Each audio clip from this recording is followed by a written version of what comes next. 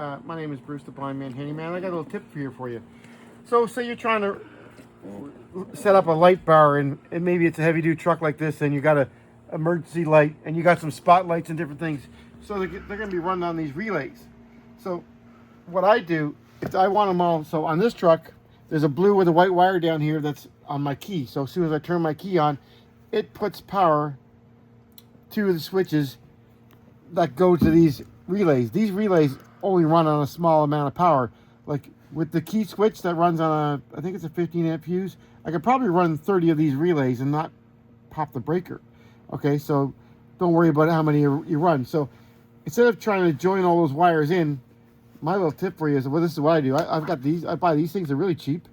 So you can do it two ways. You can either, if you got, say, you want to run 5 of these relays, well, you can. So if you look at this is split, you see it's blue and it's red. I thought it was black and red, but my friend told me it's blue and red. So you got the black on one side to control 6, and you got the red on the other side, which controls another 6. But if I just want to control 12 of these here on the key, well, they're only 12 little relays. So they're not doing the work. These are like the little slaves. So you can take this out and you can put the 2 reds in here. So that'll bring power to your switch, and your toggle switch. And when you turn your toggle switch on, then it'll turn your relay on, and then the work happens. Your light will come on and everything else. And the great thing about that is when you turn your switch on and off, it turns the power off and everything turns off. So you don't have to be worried about, oh, did I leave the light on?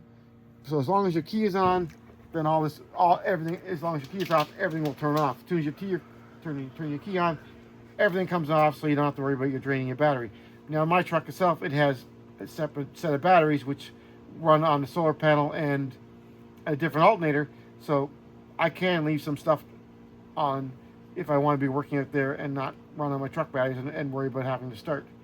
So I just wanted to show you how you can do that. So you can put that on the ground, and you can put this up to your switch wire in the cab and run a whole bunch of relays, and they're all on your key. So, and this is how these work. These flip up like this, and you just stick your little wires in them. See, pull it out. You strip your wire.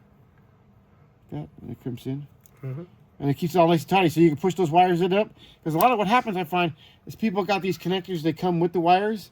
And so, oh, they're trying to put all the connectors. Now all you gotta do is snip your wires off, strip them a little bit, and you can make it all nice and tidy and underneath the dash. You don't have to have these miles of wires, because you can just stick bare wires in it. You don't have to worry about soldering, and these are actually really, really good. And if you have a problem, like I don't think I've ever had a problem with 1 or 2 of these before, it's because I had them down and they end up on the carpet, they got wet. And all I did was just take them out and move the wire a little bit and clamp it back down. And that fixed my problem. But otherwise, any ones that I've had up in the dash anywhere, never had a problem with them. So you can even spray them with like a bit of fluid film or whatever. That's another thing I did. I sprayed it with fluid film and just threw it back in there. And actually left it underneath the carpet. I never had an issue with it again after. So just a nice, easy way to shorten up those wires. Because those wires are super long. Snip them all off.